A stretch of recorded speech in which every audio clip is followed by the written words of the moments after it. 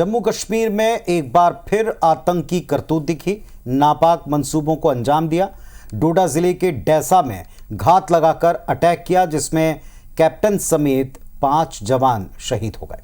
इसके अलावा हमले में एक पुलिसकर्मी की भी जान चली गई। राष्ट्रीय राइफल्स और जम्मू कश्मीर पुलिस के जवान आतंकियों की तलाश में अब सर्च ऑपरेशन चला रहे हैं।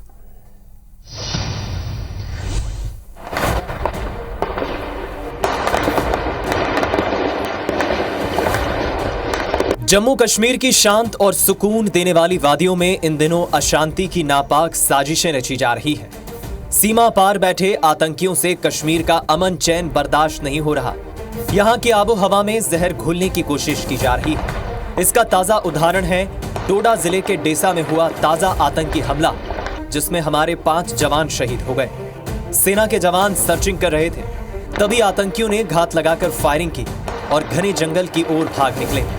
हमले की जिम्मेदारी आतंकी संगठन जैश-ए-मोहम्मद से जुड़े कश्मीर टाइगर्स ने ली है। पिछले 2.5 महीनों का ही हिसाब लगाया जाए तो अब तक 11 बड़े आतंकी हमले घाटी में हो चुके हैं, जिससे मोदी सरकार विपक्ष के निशाने पर आ गई है। राहुल गांधी ने एक्स पोस्ट के जरिए सरकार पर निशाना साधा है। आज जम्मू कश्मीर में फिर से एक आतंकी मुठभेड़ में हमारे जवान शहीद हो गए। शहीदों को विनम्र श्रद्धांजलि अर्पित करते हुए शोक संतप्त परिजनों को गहरी संवेदनाएं व्यक्त करता हूं। लगातार हो रहे आतंकी हमले जम्मू कश्मीर की जर्जर स्थिति बयां कर रहे हैं। भाजपा की गलत नीतियों का खामियाजा हमारे जवान और उनके परिवार भुगत रहे हैं। वहीं से लेकर इंडिया गठबंधन और एनडीए नेताओं के बीच सियासी बयानबाजी का दौर तेज हो गया है। मोदी जी ने देश के सामने लाल आंख की और पाकिस्तान को निस्तनाबूद करने की बात की थी, आतंकवाद की कमर तोड़ने की बात की थी। नोटबंदी सबसे बड़ा हथियार आतंकवाद के अगेंस्ट बताया था।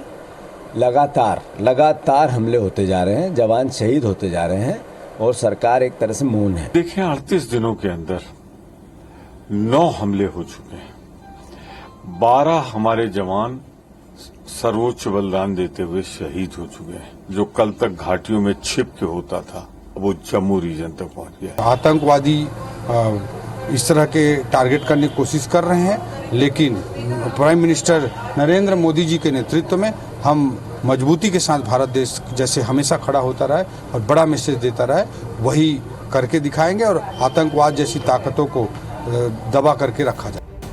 कश्मीर में जब से धारा 370 को हटाया गया, आतंकियों और उनके हुक्मरानों के हौसले पस्त हैं। दूसरी तरफ कश्मीर में अमन लौटा है और सैलानियों की बढ़ती संख्या इसका सबसे बड़ा सबूत है। पाकिस्तान और उसके पाले हुए आतंकियों को यही रास नहीं आ रहा है। घाटी में जिस तरह से आतंकी हमले बढ़े हैं, उसे देखते हुए सुरक्षा बलों को और मुस्तैद रहने की जरूरत है। Bureau report, IBC 24। तो इन बढ़ते आतंकी हमलों के पीछे आखिर वजह क्या है? अचानक से घाटी में जहां शांति और लोकतंत्र के प्रति लोगों की आस्था दिखाई पड़ी थी, वहां गोलियों की गूंज फिर क्यों गड़गड़ा रही? किसकी साजिश है? किसको रास नहीं आ रहा कि वहां के लोग 370 हटने के बाद अब सरकार के साथ कदम मिलाना चाहते हैं? किसको रास नहीं आ रहा कि वहां पर माहौल बदल रहा है, सैलानी लौट रहे हैं? आखिर किसकी चाहत है कि वहां ऐसा शांत वातावरण रहे?